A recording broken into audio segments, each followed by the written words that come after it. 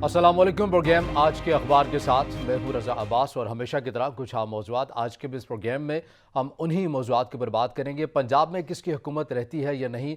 फ़िलहाल वज़ीर आला पंजाब हमज़ा शहबाज हैं और आज ये तयन हो जाएगा, लाहौर हाई कोर्ट की जानिब से ये फैसला सामने आ जाएगा कि वो वज़ीर आला पंजाब रहते हैं या नहीं, क्योंकि कल जो लाहौर हाई कोर्ट की जानिब से जो रिमार्क्स आए हैं उसके मुताबिक यही अंदाज़ा लगाया जा सकता है कि कुछ ऐसा फैसला हो सकता है कि वापस वही सूरत हाल हो जाए जो पंजाब के अंदर हमने पहले देखी थी, यानी वोटिंग का मरहला दोबारा से हो सकता है। लाहौर हाई कोर्ट की जानिब से ये रिमार्क्स दिए गए कि फ़िरक़ैन अपनी अपनी तैयारी कर लें। हो सकता है कि हमें ये जो तमाम चीज़ें जिसके अंदर तमाम जो फ़िरक़ैन इस वक्त मौजूद हैं जिन्होंने पटिशन भी दायर कर रखी है, यानी कि पाकिस्तान तहरीक इंसाफ और पाकिस्तान मुस्लिम लीग नून, एक अबहम की और एक बहरान की सी कैफियत है। हम इसको दूर करने के लिए दोबारा इस चीज़ को रिवर्स कर सकते हैं और दोबारा से वोटिंग वाला सिलसिला हो सकता है और उसी के मुताबिक आप अपनी अपनी तैयारी कर लें। लेकिन बहरहाल जो वज़ीर आला पंजाब हमज़ा शहबाज की जानिब से जो वकील पेश हुए, उन्होंने कहा कि मुझे एक दिन की मोहलत दी जाए, मैं इस मामले के ऊपर वज़ीर आला पंजाब को ऑन बोर्ड लेना चाहता हूँ और उसके बाद आके यहाँ पर दलाइल दूंगा। इसी की बिना के ऊपर जो समात मुलतवी, लेकिन बहरहाल आज ये फैसला आ जाएगा और आज जो पोजीशन है वो वाज़ेह हो जाएगी। कल शाह महमूद कुरैशी साहब ये कहते हुए नजर आए कि हमें भी यही नज़र आ रहा है कि पंजाब में नून लीग की हुकूमत नहीं रहेगी। इमरान खान साहब ने भी कह दिया कि बज़ाहिर ये नज़र आ रहा है कि नून लीग की जो हुकूमत है वो नहीं रहेगी। तो ये तमाम तर जो चीज़ें हैं फ़िलहाल अपने अपने अंदाज़े यकीनी तौर पर तमाम लगा रहे हैं, लेकिन देखते हैं कि आइनी बहरान पैदा होगा, यह मामला हल होता हुआ नज़र आएगा। इस हवाले से कानून भी क्या कहता है कि जो फैसले हमज़ा शहबाज शरीफ की जानिब से किए गए हैं इस मुद्दत के अंदर, उस हवाले से कानून क्या कहता है, इन चीज़ों का भी हम जायज़ा लेंगे और इसके साथ हम बात करेंगे। यकीनी तौर पर मुल्क पाकिस्तान भर में तवानाई का बहरान है, लोड शेडिंग है, शदीद लोड शेडिंग है। कभी जुलाई में, कभी जून में, कभी किस किस के वादे किए जाते हैं और कहा यह जाता है कि लोड शेडिंग हम ख़त्म कर देंगे या इंतहाई कम कर देंगे। लेकिन बहरहाल तवानाई के बहरान के हवाले से जो बयानात नई मखलूत हुकूमत की जानिब से दिए जा रहे हैं वो नाकाफ़ी है और ना ही अपने बयानात के मुतालिक जो है वो कोई अमल दरामद होता हुआ नज़र आ रहा है। और वही रवायत हम देखते हैं कि साबिक़ा हुकूमत ने ऐसा कर दिया और इन्होंने ऐसा कर दिया, वही सिलसिला, वही रस्म चलती हुई आ रही है। इसके ऊपर भी बात करेंगे और यकीनन बात करेंगे मुल्की सियासी मंजरनामे के हवाले से भी। और अहम एक चीज़ है तमाम जो जजेस के हवाले से, सुप्रीम कोर्ट में इस वक्त जो है वो 3 से 4 जजेस की जो तैनाती है वो होनी है। लेकिन बहरहाल जो जुडिशल कमीशन का इजलास हो रहा है, सुप्रीम कोर्ट और चीफ जस्टिस ऑफ पाकिस्तान इन तमाम चीज़ों के हेड होते हैं, वही देखते हैं। इस हवाले से भी बात करेंगे। कानूनी लिहाज से नाज़रीन की आगाही के लिए हम बात करेंगे कि तरीक़ाकार क्या होता है, किस तरह से जजेस को सेलेक्ट किया जाता है और वो फिर अदालत उस्मा तक वो आते हैं लाहौर हाई कोर्ट से, या हाई कोर्ट के भी जो जजेस सेलेक्ट होते हैं उनका क्राइटेरिया क्या होता है, इसके ऊपर बात करेंगे। इन तमाम अमूर के ऊपर बात करेंगे और इन तमाम अमूर के ऊपर बात करने के लिए हमें स्टूडियो में ज्वाइन किया है सीनियर तज्ज़ियाकार इब्राहिम बेग साहब ने। इब्राहिम साहब बहुत शुक्रिया वक्त देने के लिए। इब्राहिम साहब, सबसे पहले बात कर लेते हैं लाहौर हाई कोर्ट के आने वाले मुतवक्के फ़ैसले के हवाले से। कल भी हमने रिमार्क्स देखे और कल ये पूरा दिन चलता रहा मीडिया के अंदर के, और ये फिर तासुर पाकिस्तान तहरीक इंसाफ ने लिया कि हुकूमत जा सकती है नून लीग की। आपको लगता है कि ये फ़ैसले रिवर्स होते हुए नज़र आ जाएंगे और दोबारा से वोटिंग वाला जो मरहला है वो होगा? देखिए, दोबारा वोटिंग तो हो सकती है। वो जो सुप्रीम कोर्ट का डिसीजन आया था, आपको याद होगा पीटीआई की अपील पे, बिल्कुल, कि जो मुनहरफ अराकीन हैं उनका वोट काउंट ना किया जाए। उसमें जो डिसीजन आया था सुप्रीम कोर्ट का, जो मेरे लिहाज से, मैं गलत हो सकता हूँ, मेरे लिहाज से गैर आइनी गैर कानूनी फ़ैसला था, लेकिन फ़ैसला होता है, उसे मानना पड़ता है कि उनका वोट काउंट नहीं होगा। जबकि आइन के मुताबिक ये है, जब तक कोई मेंबर वोट ना दे दे और वो वोट काउंट ना हो जाए कि ये इलीगल था, इमोरल वोट था, ये किसी और पार्टी का वोट था और किसी और पार्टी को ये वोट पड़ा है और काउंट हुआ है, यानी अगली पार्टी उसकी बेनिफिशरी साबित हो गई है, तब वो डिस्क्वालीफाई होता है मेंबर, और सिर्फ डिस्क्वालिफिकेशन है उस टेन्योर की। लेकिन ये कि उसका वोट काउंट ही नहीं होगा, तो इसका मतलब ये हुआ कि उसने तो गुनाह किया ही नहीं है, कोई गलती की ही नहीं है। जब उसने कोई गलती नहीं की, गलती उस वक्त होगी जब उसकी गलती या गुनाह की वजह से मैं असरअंदाज, मुझ पर कोई असर होगा। जब मुझ पे कोई बुरा असर नहीं हुआ किसी गलती का, किसी और की गलती और गुनाह का, तो इसका मतलब ये हुआ कि उससे वो गुनाह सरज़द नहीं हुआ उस तरीके से। लेकिन सुप्रीम कोर्ट का फैसला है, उसको मानना पड़ेगा। चौधरी साहब ने भी कहा था ना कि अगर कोई ऐसा शख्स जो जुर्म का इर्तिकाब करने जा रहा है, कानून इसलिए होता है कि उसको पहले रोकना है।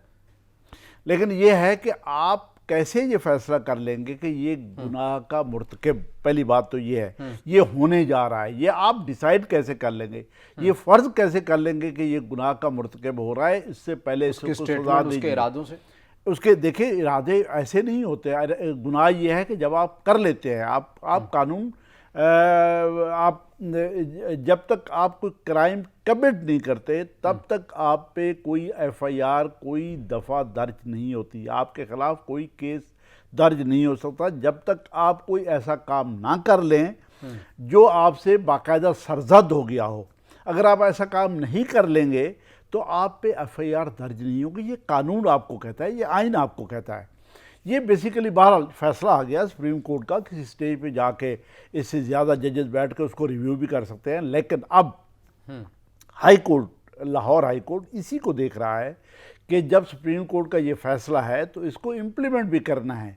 اگر اس کو امپلیمنٹ کرنا ہے تو پھر جو 20-25 وہ ووٹرز جن کا بائی الیکشن ہو رہا ہے, جب ووٹ آف کانفیڈنس حمزہ شہباز شریف کو ملا تو ان کا ووٹ کاؤنٹ ہوا ہے, تو ان کا ووٹ کاؤنٹ نہیں ہونا چاہیے. جب یہ فیصلہ آ گیا تو اس کے بعد ایک پٹیشن آ گئی کہ ان کا ووٹ تو سپریم کورٹ کے فیصلے کے مطابق نہیں کاؤنٹ ہونا چاہیے تھا. یہ ٹھیک ہے کہ ہائی کورٹ نے یہ حکم دیا کہ ڈپٹی اسپیکر اس کو چیئر کریں گے. ہائی کورٹ کہتا ہے کہ بالکل اس کو وہی ڈپٹی اسپیکر چیئر کر لیں, لیکن اس کا الیکشن دوبارہ ہونا چاہیے. لیکن اس کے بعد آپ دیکھیں آئی سی اے آئے گا, اپیلیں 2 رہتی ہیں. آپ ایک سنگل بینچ کے بعد آپ ڈبل بینچ میں اپیل میں جائیں گے, اور اپیل اگر ایسا فیصلہ آ بھی جاتا ہے تو اس کے بعد سپریم کورٹ موجود ہے. تب تک دیکھیں وہ 17 تاریخ آ جائے گی, بائی الیکشنز ہو جائیں گے, اس کا رزلٹ بھی آئے گا. دیکھیں 17 تاریخ کے الیکشن کا رزلٹ اگر نون کے خلاف جاتا ہے پھر تو نون کی گورنمنٹ بچنا بہت مشکل ہو جائے گی. یعنی آپ کو یہ لگتا ہے کہ اگر نون لیگ جس فیصلے کی توقع رکھ رہی ہے اگر وہ نہیں آتا ہے, اس کے اگینسٹ کوئی آ جاتا ہے, تو آپ کو لگتا ہے کہ وہ کوئی اور پٹیشن دائر کر دیں گے عدالت کے اندر اسی فیصلے کے حوالے سے, اور یہ معاملہ فی الحال وہ عدالتوں میں ہی زیادہ تک لٹکا کے رکھنا چاہتے ہیں جب تک ضمنی انتخابات یا ان کے نتائج نہیں آ جاتے؟ دیکھیں پٹیشن بھی ہو سکتی ہے, لیکن پٹیشن کے علاوہ یہ ہے کہ یہی فیصلہ اگر دوبارہ کاؤنٹنگ کے لیے بھی آ جاتا ہے, وہ دوبارہ ووٹ آف کانفیڈنس کے لیے آ جاتا ہے, تب بھی اس کی 2 اپیلیں موجود ہیں. ان اپیلوں میں گورنمنٹ جائے گی, ان پہ ٹائم لگے گا, ایک ہی دن میں, صبح اور شام, رات اور دن میں نہیں ہو سکتا. تو اس کا مطلب یہ ہوا کہ ٹائم ان کو مل جائے گا میرے حساب سے. یہ نہیں ہے کہ آج یہ فیصلہ آئے گا تو شام کو یہ کاؤنٹنگ ہو جائے گی, ایسا نہیں ہوگا. تو میرا یہ خیال ہے کہ یہ گورنمنٹ کا اتنی جلدی میں جانے کا اس طریقے سے چانس نہیں ہے جس طریقے سے اس کو ایکسپیکٹ کیا جا رہا ہے. میں یہ سمجھتا ہوں اگر یہ ووٹنگ والا مرحلہ ہو بھی جاتا ہے, کیونکہ جو پاکستان تحریک انصاف ہے یا پھر قاف لیگ ان کی جانب سے ڈپٹی اسپیکر کے حوالے سے بھی درخواست جو ہے وہ دائر کی گئی تھی, لیکن بہرحال لاہور ہائی کورٹ کی جانب سے کہا گیا ہے کہ اس کا بھی چیز جو ہے وہ پوزیشن واضح ہو چکی ہے, اب وہ چیئر کر سکتے ہیں. اگر وہی چیئر کریں گے تو پھر وہی صورتحال ہوگی جو ہم نے اس دن ووٹنگ کے دوران دیکھی کہ کس طرح سے تصادم کی ایک فضا بنی رہی. تو پھر پاکستان تحریک انصاف یا قاف لیگ کو تو اعتماد ہی نہیں ہے ڈپٹی اسپیکر کے اوپر, تو پھر کیا اس حوالے سے دوبارہ یہ معاملہ عدالتوں میں جائے گا کہ کسی اور کو, یعنی کسی تھرڈ امپائر کو لایا جائے پھر ان تمام چیزوں کے لیے؟ نہیں, میرا نہیں خیال کہ وہی اسپیکر ہوں گے, وہی ڈپٹی اسپیکر ہوں گے. آلریڈی بھی یہی ہوا ہے کہ ڈپٹی اسپیکر کو چیئر کرا گئے, چونکہ اسپیکر کے خلاف ووٹ آف نو کانفیڈنس بھی تھا اور اسپیکر پہ اعتماد بھی نہیں تھا. یہ جو حکومتی بینچ میں آج لوگ بیٹھے ہوئے ہیں, تو انہوں نے یہ اپیل کی تھی. تو الٹیمیٹلی کورٹ نے یہ ڈیسائیڈ کیا کہ ڈپٹی اسپیکر چیئر کر لیں اور اس میں ووٹ آف نو کانفیڈنس یا ووٹ آف کانفیڈنس ہو جائے. تو ووٹ آف کانفیڈنس ہو گیا. تو آج بھی ڈپٹی اسپیکر تو اس وقت بھی ہائی کورٹ کے حکم سے بیٹھا تھا, آج بھی وہ ڈپٹی اسپیکر جب چیئر کرے گا اسمبلی کو, اگر ایسا ہوا تو وہ ہائی کورٹ کے حکم سے کرے گا, وہ عدالت کے حکم سے کرے گا. اس لیے اس کے خلاف ووٹ آف نو کانفیڈنس اس کو ہٹانے کا ایک طریقہ موجود ہے, وہ ہو سکتا ہے, لیکن اس کو یہ نہیں کہا جا سکتا ہے کہ وہ چیئر نہیں کر سکتا. جب کورٹ کے آرڈر سے انہوں نے کیا تھا تو کورٹ کے آرڈر سے, ہاں یہ جو آپ کا شک ہے یہ ہو سکتا ہے کہ دوبارہ لڑائیاں ہوں, دوبارہ فساد ہوں, دوبارہ ایک تماشا مچے, دوبارہ ایک مسائل کھڑے ہوں, دوبارہ اسمبلی کے اندر پولیٹیشنز کے خلاف باقاعدہ ایک دوسرے کے خلاف تقریریں کریں, ایک دوسرے کو گالی گلوچ کریں, ایک دوسرے کے خلاف. یہ ہو سکتا ہے, اس کو ہائی کورٹ کو سوچنا پڑے گا. اس سے پہلے بھی یہ گڑبڑ ہوئی ہے, دوبارہ یہ گڑبڑ نہ ہو. ویسے سر یہ سوچنے والا کام تو پارلیمنٹ کا تھا کہ پارلیمنٹ کے مسائل عدالتوں میں جاتے ہی نہ, لیکن بدقسمتی ہے کہ سیاستدان ہمارے شاید ابھی اس حد تک میچور نہیں ہوئے کہ اپنے جو مسائل ہیں وہ خود نمٹا سکے. لیکن مجھے ساتھ میں یہ بتائیے گا کہ اگر یہ تمام صورتحال بن بھی جاتی ہے اور اکثریت ووٹنگ والا مرحلہ اگر آ بھی جاتا ہے، اور اکثریت جو ایک چاہیے اگر وہ اعداد و شمار دونوں فریقین کے پاس موجود نہیں ہوتی، تو پھر اس صورتحال میں وزیر اعلیٰ پنجاب کا انتخاب کیسے ہوگا؟ دستور کیا کہتا ہے؟ نہیں، یہ دیکھیں نا، دستور تو یہ کہتا ہے کہ جو پارلیمنٹ میں اوورال، پہلے تو یہ ہے کہ پارلیمنٹ پوری ہونی چاہیے. اگر پارلیمنٹ پوری ہے تو پھر 50% سے زیادہ جن کے ووٹ ہوں گے، ووٹ آف کانفیڈنس کو ہوں گے، تو وہ اپنا پوزیشن سکور کرے گا. اگر نہیں ہوگے تو وہ جانا پڑے گا اس کو.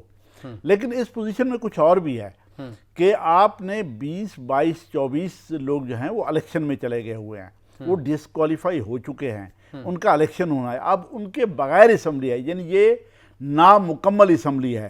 اس کا میرے خیال کے مطابق ہر صورت جو موجود ممبران ہیں انہی میں سے ہی ان کو کاؤنٹ کرنا پڑے گا. اگر ان میں سے کاؤنٹ آپ کرتے ہیں تب بھی نون کی پوزیشن بہت کمزور اس لیے نہیں ہے کہ 5-7 ممبران، 4-5-5-7 جو بھی تھے، جو نون کے خلاف ہو گئے تھے پی ٹی آئی کی گورنمنٹ کے دوران.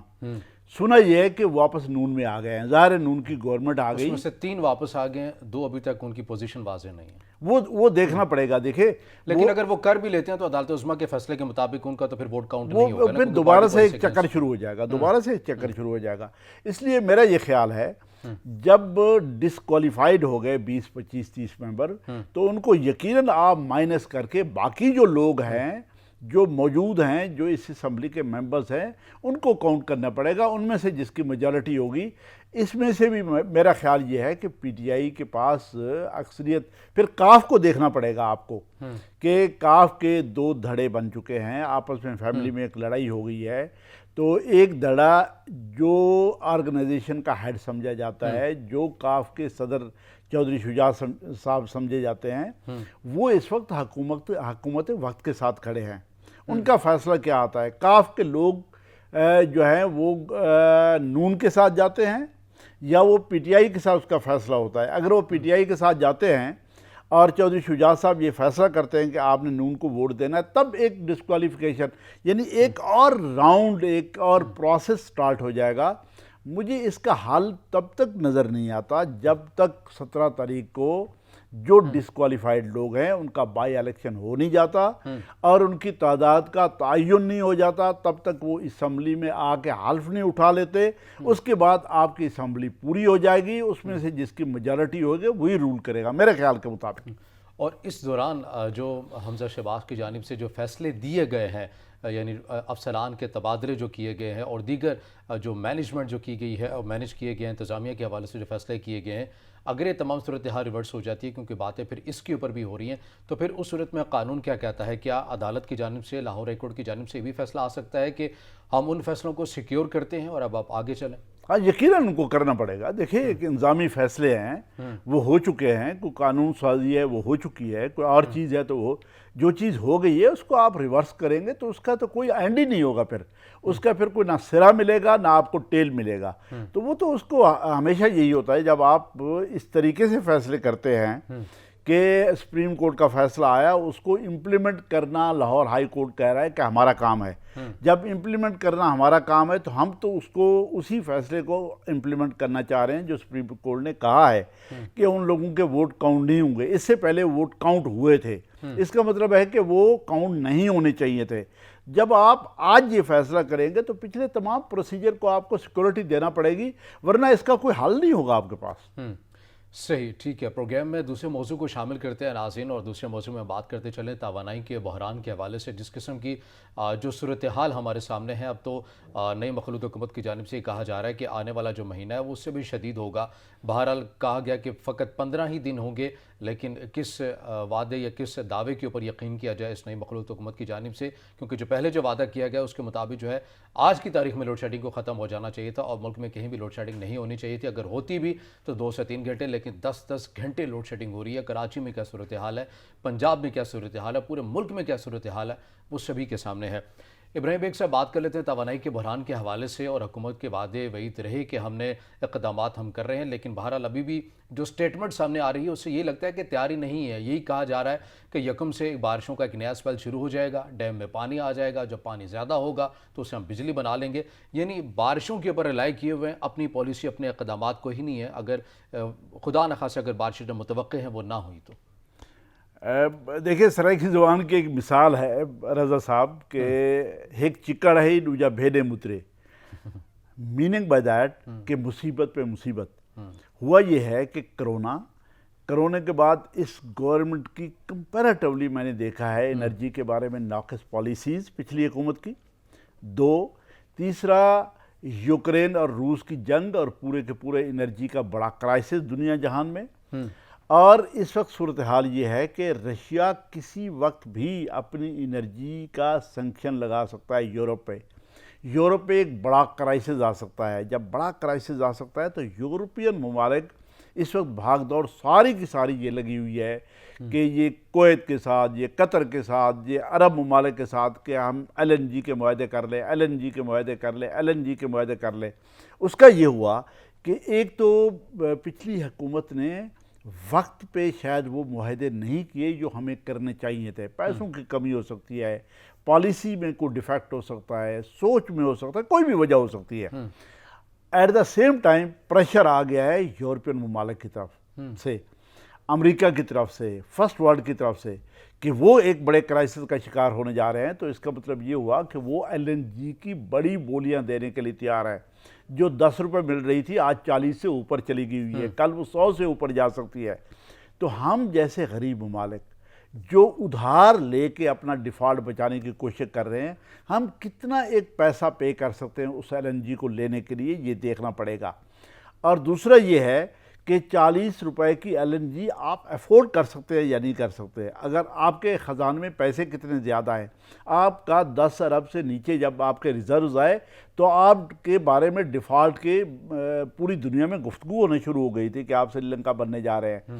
ابھی تھوڑا سا آپ نے امپروو کیا ہے، کیا یہ پیسہ آپ کہاں کہاں خرچ کریں گے؟ کیا ہم اس کرائسس میں سے گزرنا پسند کریں گے جس میں سے ہم گزر رہے ہیں، یا ہم ڈیفالٹ کرنا پسند کریں گے؟ یہ مصیبت پہ مصیبت بیسیکلی آ رہی ہے۔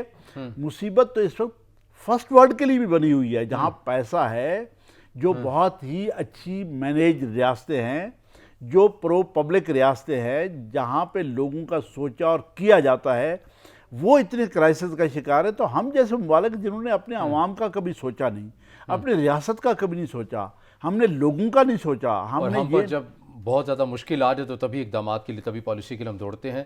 ناظرین، گفتگو کا سلسلہ جاری رہے گا، اسی حوالے سے ہم دیگر جو نکات ہیں وہ بھی زیر بحث لائیں گے پروگرام میں، مگر یہاں وقت ایک بریک کا، ہمارے ساتھ رہیے گا۔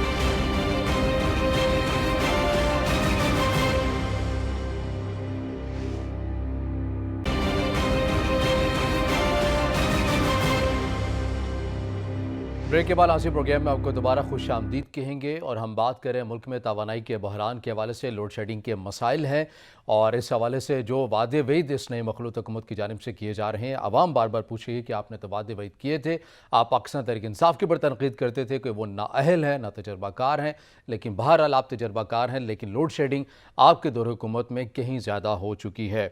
ابراہیم بیگ صاحب، بریک میں جانے سے پہلے جس طرح بات ہو رہی تھی، آپ نے کہا کہ وہ ممالک جن کی ترجیحات ہوا کرتی ہیں اپنے لوگوں کو جو ہے وہ فوری طور پر ان کا ریلیف دینا، ان کے لیے پالیسی کا تعین کر لینا، ان کے لیے آسانیاں پیدا کرنا، ہمارے ممالک کے اندر یا تیسرے درجے کے ممالک کے اندر یہ ترجیحات حکومتوں کی یا ریاستوں کی نہیں ہوا کرتی۔ تو اب اس صورتحال کا تو ہمیں سامنا ہے، اب تو مشکل بھی سر پر آ کھڑی ہے۔ ایک طرف یہ باتیں کی جا رہی ہیں کہ ڈیفالٹ ہونے سے بچا لے، لیکن توانائی کے بحران کے حوالے سے ابھی بھی پالیسی نہیں ہے۔ کل بھی مصدق ولی صاحب کہہ رہے تھے کہ بارشیں اگر بارشیں ہو جائیں گی تو ہی کریں گے۔ تو یہ صورتحال پھر کیسے بنے گی کہ آپ رشیا کے ساتھ بھی ایگریمنٹ نہیں کر سکتے؟ آپ کے چلے رشیا کو چھوڑے، بہت دور بھی اگر پڑتا ہے تو ساتھ میں ایران ہے، آپ وہاں سے اپنی توانائی کے اس بحران کو، اس کمی کو پورا کیا جا سکتا ہے۔ تو کیوں ریاست اس جانب نہیں آتی کہ اپنے لوگوں کو ریلیف دینے کے لیے ایک آؤٹ آف دا لائن آپ کو جانا پڑے گا اور دنیا کو سمجھانا بھی پڑے گا؟ نہیں، یقیناً میں آپ کی ایک بات سے بالکل ایگری کرتا ہوں کہ رشیا تو چلو ایک جنگی جرائم کا شکار ملک آپ نے ڈکلیئر کر دیا، دنیا جہان نے ڈکلیئر کر دیا۔ اس کے ساتھ شاید آپ کی جو ٹریڈ ہے، آپ کی LNG لینا ہے، آپ کی گیس آئل لینا ہے، شاید بہت مشکل ہو جائے، لیکن ایران کے ساتھ آپ کو کرنا چاہیے۔ دیکھیں ایران واحد ملک ہے جس کے ساتھ امریکہ کی تمام سینکشنز کے باوجود یورپین ممالک کا سافٹ کارنر موجود ہے۔ وہ بھی یہ سمجھتے ہیں، جو سیکنڈ ٹرم میں آپ نے دیکھا کہ معاہدہ توڑا آ کے ٹرمپ نے ایران کے خلاف، جو معاہدہ ہوا تھا جس کے گرنٹر یورپین ممالک تھے، دنیا جہان تھی، تو اس کے بعد ان کے ساتھ زیادتی ابھی بات چیت چل رہی ہے۔ وہ بات چیت یقیناً آخری مراحل میں ہے کہ وہ سینکشنز ہٹ جائیں گی، ایران کے ساتھ وہ معاہدہ اٹامک ایگریمنٹ دوبارہ بحال ہوگا جو امریکہ نے اس سے پہلے دوحہ میں توڑا تھا۔ مذاکرات کا آغاز بھی ہو گیا ہے دوبارہ، آغاز ہو گیا ہے اور یہ ہو رہا ہے اور یہ کرنا پڑے گا۔ تو اس کا مطلب یہ ہوا کہ آپ نے جو گیس لائن دیکھے، آپ کے دنیا جہان یہ سمجھ رہی ہے آپ کے پرابلمز کیا ہیں، آپ ڈیفالٹ کے قریب پہنچ گئے ہیں، آپ ڈیفالٹ ہونے والے ہیں، آپ ٹیکنیکلی ڈیفالٹ ہو گئے تھے۔ تو اس کے بعد بھی ایران جیسے ملک کے ساتھ جس نے جو جارح ملک نہیں ہے، جس نے کسی ملک پہ حملہ نہیں کیا، جس نے کسی پہ کو قتل نہیں کیا، جس کے خلاف وہ سینکشن اس طریقے سے اپلائی نہ ہو سکتی ہے، نہ دنیا جہان اس طریقے سے لیتی ہے جس طرح سے آپ رشیا کو لے رہے ہیں، تو ہمارا قریب ترین ہمسایہ، ہمارے تو مسائل ہی یہ ہیں کہ ہم نے اپنے ہمسایہ ممالک کے ساتھ ٹریڈ نہیں کی، ان کے ساتھ ہم نے کام نہیں کیا، نہ ان کو فیسیلیٹیٹ کیا، نہ خود فیسیلیٹیٹ ہوئے۔ ہمیں سب سے پہلے اپنے ہمسایوں کے ساتھ، میں آج بھی یہ سمجھتا ہوں، آپ ارد گرد کے ہمسایوں کے ساتھ تعلقات ٹھیک کرنا شروع کر دیں تو پاکستان کے حالات ٹھیک ہونا شروع ہو جائیں گے، کم از کم ایز اے ریاست تو اس کے حالات ٹھیک ہونا شروع ہو جائیں گے۔ اس کے بعد پھر دیکھا جائے گا کہ لوگوں کے حالات ٹھیک ہوتے ہیں یا نہیں ہوتے، لیکن ہم نے ایسا نہیں کیا۔ میں کہتا ہوں آج بھی یہ وقت ہے، آپ یہ گیس پائپ لائن جو ایران نے یہ کہا ہے کہ آپ کے اندر جو پائپ لائن جانی ہے اس کے لیے بھی میں لون دینے کے لیے تیار ہوں، وہ آج سینکشنز میں ہے۔ تو اس وقت اگر آپ نے یہ کام نہ کیا، جب سینکشنز ہٹ جائیں گی تو پورا یورپ، پوری ویسٹ ورلڈ کھڑی ہے پیسے لے کر ایران سے ہر چیز لینے کے لیے، وہ لینا شروع کر دے گی۔ تو پھر آپ کی باری کب آئے گی؟ آج آپ کی تو قطر میں آپ کی باری نہیں آ رہی، آپ کی باقی عرب ممالک میں باری نہیں آ رہی، تو ایران کے ساتھ کیسے آئے گی؟ یہی وقت ہوتا ہے بیسیکلی قوموں کے، ملکوں کے، سیاستدانوں کے اور جو اہل اقتدار ہیں انفیکٹ ان کے سوچنے کا یہی وقت ہوتا ہے۔ آپ کیا سمجھتے ہیں کہ رکاوٹ آپ کو کہاں نظر آتی ہے؟ کیونکہ ابھی ہم نے دیکھا کہ حال ہی میں جو خبریں سامنے آئیں کہ گوادر میں جو بجلی ہے اس کی کمی کو پورا کرنے کے لیے ایران تیار ہے، وزیر خارجہ بلال بھٹو وہاں گئے بھی کہ ایک معاہدہ ایگریمنٹ بھی ہمارے سامنے آیا، خوش آئین بات ہے، لیکن بارڈر کی حد تک ہے، بارڈر سے اندر ممالک کی آنا ہے، دیگر شہروں میں آنا ہے، بڑے شہروں میں آنا ہے۔ بھارت کی جانب دیکھتے ہیں تو ایک متوازن رہتا ہے پالیسی کا، سعودی عرب کے ساتھ بھی ویسے ہی تعلقات ہیں، ایران کے ساتھ بھی ویسے ہی تعلقات ہیں، رشیا کے ساتھ بھی ویسے ہی تعلقات ہیں، امریکہ کے ساتھ بھی ویسے ہی تعلقات ہیں۔ تو ہم کیوں ایک توازن کو برقرار نہیں رکھ سکتے؟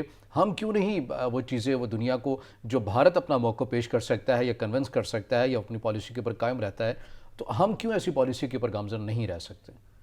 دیکھیں ہمارے جیسی جو ریاست ہے، بلکہ ہماری جو ریاست ہے، اس جیسی ریاست دنیا میں کہیں نہیں ہے۔ اس جیسی ریاست میں بیسیکلی یہ فیصلہ ہونا، سب سے پہلے یہ فیصلہ کرنا پڑے گا کہ اس کی پالیسی ڈیسیژنز کون کرے گا، اس کے اہل اقتدار کون ہوں گے، اس کے پالیسی میکرز کون ہوں گے۔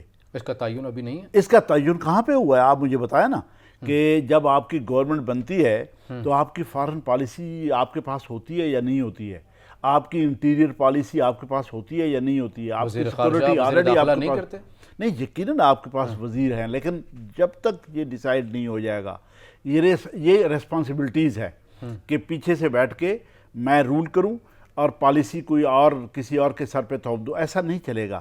پالیسی ایک ہی جو حکومت وقت ہے اسی کو بنانا پڑے گی، اس کو اس کی ریسپانسبلٹی لینا پڑے گی، اور ہر حال میں وہ اچھی ہوگی یا بری ہوگی اس کو یہ سوچنا پڑے گا کہ میں نے کیا فیصلے کیے کیا نہیں کیے۔ یہاں پہ پرابلم یہ ہوتا ہے کہ پالیسی ڈیسیژنز کے پاور سینٹرز بہت سارے ہیں، ان پاور سینٹرز کو ختم کرنا پڑے گا۔ ان پاور سینٹرز میں سے ایک ہی پاور سینٹر جو واقعی پاورفل ڈیسیژن میکر ادارہ ہوگا، اس کو یہ کرنا بھی پڑے گا اور اس کی رسپانسبلٹی بھی۔ اگر ایسا نہیں ہوگا، یہ جو کنفیوژن چل رہا ہے، دستور کے مطابق پاورفل ادارہ تو پارلیمنٹ ہی ہے آپ کا، آپ نہیں سمجھتے کہ ان کے پاس اختیارات ہیں؟ اب میں تو یہ سمجھتا ہوں کہ ان کے پاس ہونے چاہیے، ہونے چاہیے، ابھی کس کے یقیناً پاس ہیں؟ ہونے چاہیے. اگر ایسا نہیں ہوگا تو یہی ہوگا جو آج کل آپ نہیں، کے ہونے سامنے چاہیے چل. تو ابھی پھر کس کے پاس ہیں؟ نہیں پاور آپ دیکھیں، آپ کا ایک ماضی ہے پورے کا پورا اس پاکستان کا، جہاں پہ 3 مارشل لاز لگے ہوں، جہاں پہ 30 سے 35 سال ڈائریکٹ رول فوجی حکمرانوں کا رہا ہو، اور اس کے بعد باقی جو ادوار ہیں ان ادوار میں پیچھے سے اداروں کی انٹرفیرنس رہی ہو، اور باقی جو ادوار ہیں ان میں سے کہیں پہ آپ کے ایکس پرائم منسٹر کو قتل کر دیا جائے، کہیں پہ آپ کے پرائم منسٹر کو پھانسی پہ چڑھا دیا جائے. تو کس بات پہ یہ پھانسی پہ چڑھے تھے آپ بتائیں سر نا. وہ تو چیزیں ماضی کا حصہ ہوگی، ہم نے آگے بڑھ کے ہم نے سیکھ لیا، اور اب معاملہ نیوٹرل کا ہے، اب نیوٹرل ہو چکے ہیں، اب تو انٹرفیرنس بھی کوئی نہیں ہے، تو آزاد ہے یہ حکومت فیصلے لے لے. یہ دیکھیں نیوٹرلز آج کل بہت زیادہ ڈیبیٹ کے اندر ہیں. کہیں پہ نیوٹرلز کو یہ کہا جاتا ہے کہ آپ نیوٹرل نہ رہیں، کہیں پہ کہا جاتا ہے کہ آپ نیوٹرل رہیں، کہیں لیکن پہ. بہرحال ان کا تو موقف اصولی یہی ہے نا کہ ہم نیوٹرل ہیں اور ہم اب کسی قسم اچھی کی کوئی بات ہے. میں مداخلت نہیں کہتا ہوں کریں کہ اگر ان فیکٹ یہ ڈیسائیڈ ہو جائے کہ وہ نیوٹرل ہیں، اپنا انپٹ وہ دیں گے، ان کو دینا چاہیے، ہر ڈیسیجن میں ان کو انپٹ دینا چاہیے، لیکن پالیسی ہولڈر ہیں اس میں. ڈیسیجنز جو ہیں وہ گورنمنٹ کو، پولیٹیکل ادارے کو، پولیٹیشنز کو لینے چاہیے، اور سوچ سمجھ کے لینے چاہیے. اس کی ریسپانسبلٹی بھی ان کو قبول کرنی چاہیے. جب تک یہ ریاست دیکھیں دنیا جہان، آپ پورے ویسٹ ورلڈ کیسے سدھر گئی ہے. آپ کے ساتھ والے بہت سارے ممالک، آپ جنوبی کوریا کو دیکھ رہے ہیں، باقی ممالک کو وہ کیسے امپروو کر گئے ہیں. اس لیے امپروو کر گئے ہیں کہ چیزیں پولیٹیکل ادارے کے ہاتھ میں آئیں. 100% انپٹ ادارے تمام دنیا جہان میں دیتے ہیں، چاہے ویسٹ ورلڈ ہو، چاہے ایسٹ ورلڈ ہو، چاہے ہم ہیں، تو وہ دینے چاہیے. لیکن ڈیسیجنز پولیٹیکل ادارے کو لینا چاہیے. اس کے بعد پولیٹیکل ادارے کو پھر رونا بھی نہیں چاہیے کہ ہم نے یہ نہیں کیا، آپ نے یہ کیا ہے، اس کے آپ ریسپانسیبل ہیں. یہاں پہ اگر کوئی خرابی ہوگی تو اس کے آپ ذمہ دار بھی ہوں گے، اور آپ کو اس کی سزا کے لیے بھی تیار ہونا چاہیے. یہ اصول ہے دنیا جہان کا، جو آئین میں لکھا ہے، جو قانون میں لکھا ہے، جو اخلاقیات کا حصہ ہے، جو اسٹیٹ کی ڈیفینیشن ہے اور اسٹیٹ کے اداروں کی ڈیفینیشن ہے. اس کے مطابق اگر آپ نہیں چلیں گے تو دنیا جہان سے علیحدہ ہم نہیں ہیں کسی طور پہ بھی. ہم کیسے ہو سکتا ہے کہ آپ ملک گنانا شروع کر دیں، کون کون سے ممالک ہیں ایسے جو انہوں نے اس طریقے سے ہیپیزٹ، جس میں کوئی فیصلہ نہ ہو، جس میں کوئی اصول نہ ہو، ضابطہ نہ ہو، آئین نہ ہو، اور آئین پہ عمل نہ ہو، قانون پہ عمل نہ ہو. جس ادارے نے کام کرنا ہے وہ نہ کرے، اور جس ادارے نے کرنا ہے وہ کرے. تو آپ یہ بتائیں کہ وہ ملک کون کون سے ایسے ممالک ہیں جو دنیا جان میں امپروو کر گئے ہیں؟ کہیں پہ بھی نہیں. ہمیں کرنا پڑے گا. ہمیں اس ٹریک پہ، وہی ٹریک ہے جو اصول کا ہے، جو آئین کا ہے، جو قانون کا ہے، جو اخلاقیات کا ہے، اسی پہ چلنا پڑے گا، اور اس کی ذمہ داری بھی قبول کرنی پڑے گی. عمران خان صاحب نے کہا ذمہ داری کے حوالے سے بات جو کی کہ بار بار کہا جا رہا ہے کہ پاکستان تحریک انصاف کی حکومت یہ کر گئی ہے، انہوں نے اتنے سخت معاہدے کیے ہیں کہ پاکستان جو ہے وہ اس صورتحال کے اوپر پہنچ چکا. تو پھر آپ رہنے دیتے، آپ میری حکومت کو سازش کے ذریعے نہ گراتے، میں تمام چیزوں کو اون کرتا، میں ہی اس کو ٹھیک بھی کرتا. اگر میں نے یہ ایسے کوئی اقدامات یا معاہدے میں نے کر رکھے تھے تو بات ان کی درست نہیں ہے. پھر آپ نے، اگر آپ کے پاس رائے حل نہیں تھا اس موجودہ حکومت کے پاس بھی، تو پھر کیوں گرایا پاکستان تحریک انصاف کی حکومت کو؟ دیکھیں بہت سارے لوگ پاکستان میں عمران خان صاحب کے اس پوائنٹ آف ویو کو مانتے ہیں، ان کے فالورز ہیں. وہ یہ سمجھتے ہیں کہ واقعی اگر ان کی گورنمنٹ رہ جاتی تو ہم ابھی ٹریک پہ ہوتے، یہ مہنگائی نہ ہوتی، یہ لوڈ شیڈنگ نہ ہوتی، یہ انرجی کرائسس نہ ہوتا، ہماری جی ڈی پی بہت بہتر ہو گئی تھی، ہم نے ترقی کرنا شروع کر دیا تھا. یہ بہت سارے لوگ، ممکن ہے کروڑوں میں لوگ ہیں جو ان کو فالو کرتے ہیں اور اس کو مانتے ہیں. لیکن میرا یقیناً اس پوائنٹ آف ویو سے اختلاف ہے، ذاتی طور پہ ہے. میں غلط بھی ہو سکتا ہوں، لیکن میں یہ سمجھتا ہوں کہ جس طریقے سے، جن ویک پالیسیز کے ساتھ عمران صاحب کی حکومت چلی، میں یہ سمجھتا ہوں کہ جس طریقے سے ہم نے آئی ایم ایف کے ساتھ بگاڑ لیا تھا، ہم نے تیل کی جو قیمتیں ہیں وہ فکس کر لی تھیں، ان کو بڑھانا ختم کر دیا تھا، آئی ایم ایف کے معاہدے کو وائلیٹ کر لیا تھا. میرا یہ خیال ہے کہ اب تک ہم ڈیفالٹ کر چکے ہوتے، اور خدا نہ خواستہ اس 25-30 کروڑ کی آبادی کے ملک کو اگر میں یہ سمجھتا ہوں کہ ڈیفالٹ کو فیس کرنا پڑتا تو ہم شاید بدترین حالات سے، میرا یہ خیال ہے. سر وہ تو لیکن اس صورت میجورٹی میں اس تھا کو نا، نہ مانے، ممکن ہے نہ مانتی. وہ تو شیخ رشید صاحب نے یہ پروگرام میں بیٹھ کر کہا کہ جو قیمتیں ہم نے روک کے رکھی تھیں، عمران خان کو بھی پتہ چل گیا تھا 3 سے 4 مہینے یا 5-6 مہینے پہلے پتہ چل گیا تھا ایسی کوئی چیز تیار کی جا رہی ہے، اس وجہ سے روک کے رکھی. اگر یہ چیزیں نہ ہوتی، اگر یہ پلاننگ اپوزیشن اس وقت کی نہ کرتی تو وہ اسی طرح آزاد فیصلے کر رہے ہوتے اور یہی آپشن اویل کر رہے ہوتے جو نئی مخلوط حکومت کر رہی ہے. تو کہہ رہے ہیں جو اقدامات میں نے کرنے تھے اگر وہی انہوں نے کرنے بقول ان کے کہ ہم تجربہ کار ہیں تو پھر میری حکومت کیوں گرائی ہے؟ نہیں، میرا یہ خیال ہے کہ ان کی پالیسیز جو تھی انہوں نے واقعی یہ سوچ لیا تھا کہ ہم IMF کی قسط کی ہمیں ضرورت نہیں ہے. جو فگر ان کو پیش کیے گئے کہ ہم اس طریقے سے ترقی GDP امپروو کر گئی ہے، ملک کی پیداوار بڑھ رہی ہے، ہمارے پاس بہت سارا پیسہ ہو گیا ہے. وہ اب بھی کہ یہ کہتے ہیں کہ ہم نے اس لیے آئل کے ریٹ فکس کر لیے تھے کہ ہمارے پاس اتنا پیسہ تھا کہ ہم اس آئل کے ریٹس کے فرق میں جھونک دیتے تب بھی لوگوں کو فائدہ ہونا تھا اور ریاست کو کوئی نقصان. اب بھی وہ کہتے ہیں اس سٹینڈ پہ قائم ہیں، لیکن میرا یہ خیال ہے کہ ایسا نہیں ہونا تھا. ان کو جو فگرز پیش کی گئی وہ کمپیریٹیولی فیک فگرز تھی.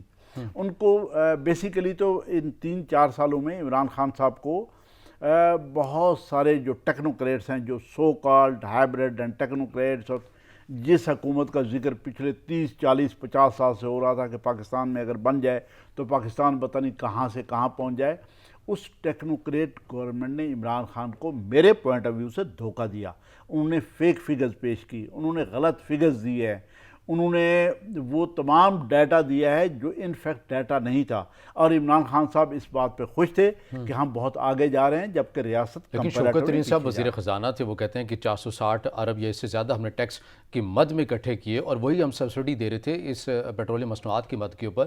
وہ تو اعداد و شمار اور پیسے گناتے بھی ہم نے کیسے اکٹھے کیے اور کہاں کہاں پر رکھے. تو سبسڈی اور ٹیکس کی مد میں تو یقینی طور پر اس میں تو کوئی اعتراض نہیں ہے کسی کو بھی کہ ٹیکس تو واقعی پاکستان تحریک انصاف کی حکومت نے زیادہ اکٹھا کیا ہے، جو ٹارگٹ رکھے تھے اس کو اچیو کیا ہے.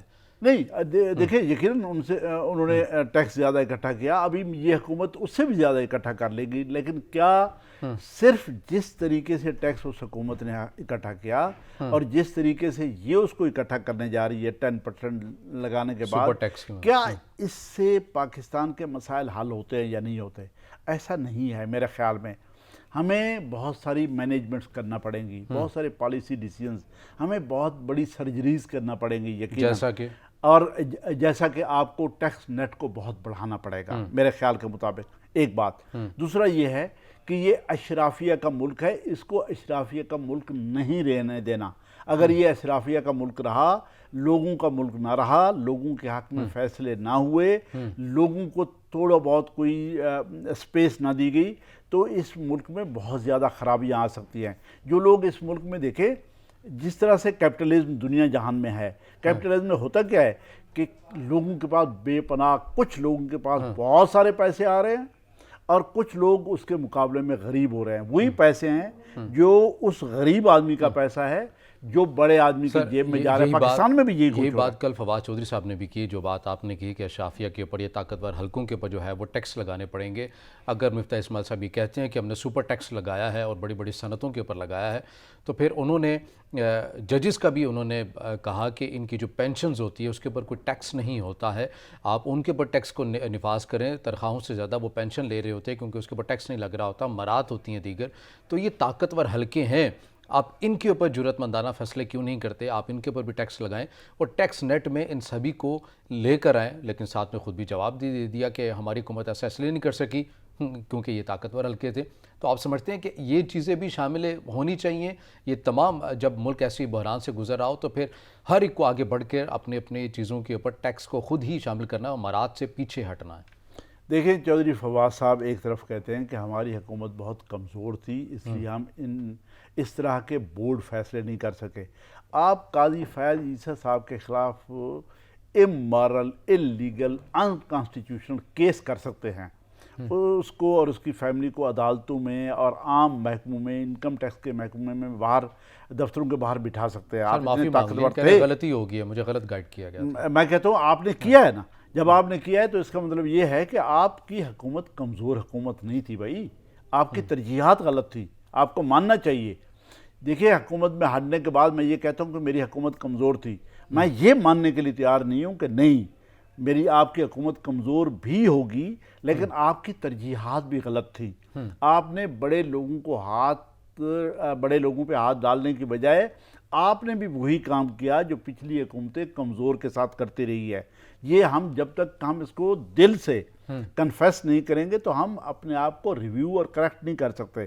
ون سیکنڈ یہ ہے، دیکھیں ججز کی مراعات آپ کم کر لیں، ان کی تنخواہیں بے شک ان کی کنسنٹ سے یا ویسے آپ کم کر لیں، لیکن پینشن پہ جو ٹیکس ہے یہ کہیں پہ ہوتا نہیں ہے اور نہ ہونا چاہیے. میں یہ سمجھتا ہوں آپ پینشن کی اماؤنٹ کم کر لیں، آپ اتنی بڑی اماؤنٹ لوگوں کو نہ دیں، آپ ضرورت کے مطابق ان چیزوں کو لے آئیں.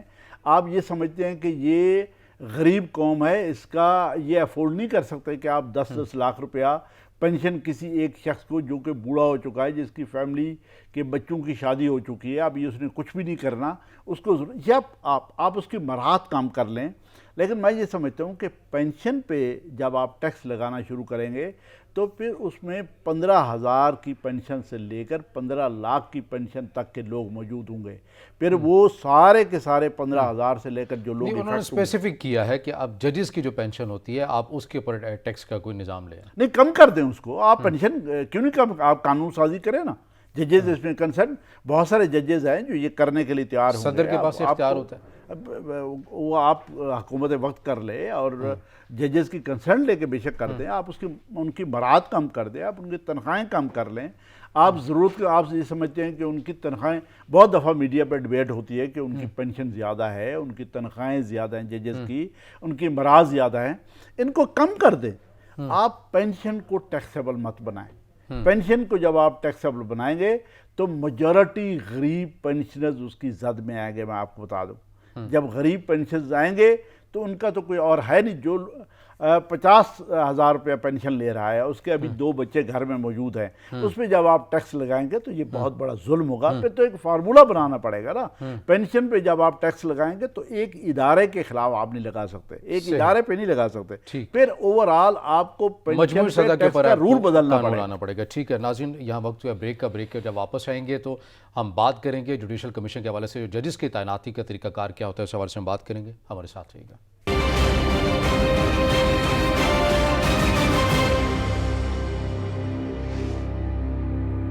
باقر بھائی، وہ سپریم کورٹ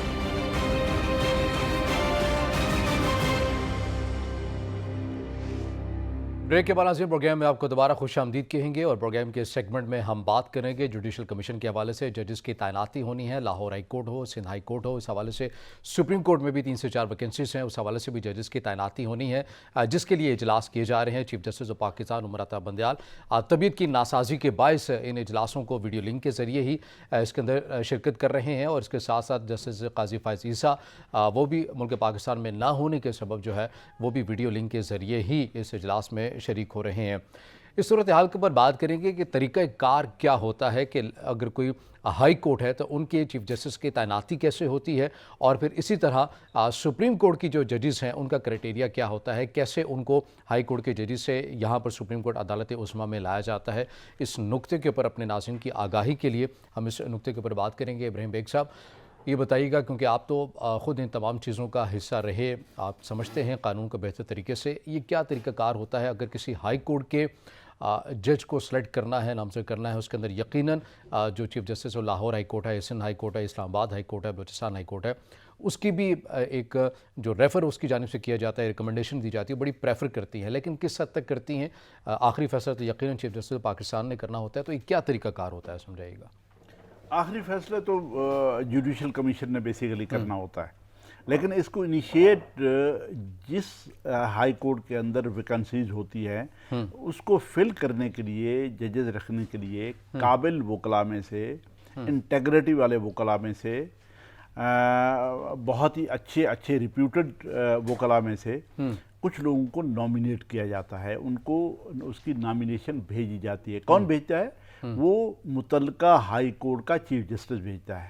وہ یہ ڈیسائیڈ کرتا ہے، یہ اس کی مرضی ہے کہ وہ اپنے قریب کے ججز کے ساتھ مشورہ کریں نہ کریں. یہ اخلاقی ہو سکتا ہے، قانونی نہیں، لیکن وہ ریکمینڈ کر کے بھیجیں گے سپریم کورٹ میں. سپریم کورٹ میں ایک جوڈیشل کمیشن بنا ہوا ہے جس میں ہائی کورٹ کے چیف جسٹس صاحبان بھی ہیں اور سپریم کورٹ کے سینئر ججز بھی اس میں موجود ہیں، اس میں بار کے نمائندگان بھی موجود ہیں، اس میں یہ تمام لوگ موجود ہیں. تو ان کی حیت جب یہ پوری ہوتی ہے اس کے بعد وہ جوڈیشل کمیشن بیٹھ کے یہ فیصلہ کرتا ہے کہ متعلقہ ہائی کورٹ نے جن وکلاء کا نام یا جن سینئر سیشن ججز کا نام آگے ایلیویشن کے لیے بھیجا ہے یہ اس کام کے لیے بہتر ہیں، موضوع ہیں یا نہیں ہیں، یا ان پہ کوئی پرابلم ہے. تو اگر وہ یہ سمجھتے ہیں کہ یہ ریکمنڈیشن ٹھیک ہیں صحیح تو جوڈیشل کمیشن اس کو ایک ڈیٹیل ڈسکشن کے بعد اپروو کرتا ہے. اس جوڈیشل کمیشن پہ یقیناً بعض کی بہت سارے اعتراضات ہیں کہ اس کی حیت چینج کی جانی چاہیے، ان میں مزید باہر سے اچھے نمائندے شامل کرنے چاہیے. اس میں ججز کی میجورٹی ہے، تو ججز کی جب میجورٹی ہے تو چیف جسٹس آف پاکستان کا حکم چلے گا، ان کا حکم مانا جائے گا، ون مین شو بن جاتا ہے، جیسے آپ نے بھی کہا کہ سپریم کورٹ کے چیف جسٹس نے کرنا ہوتا ہے.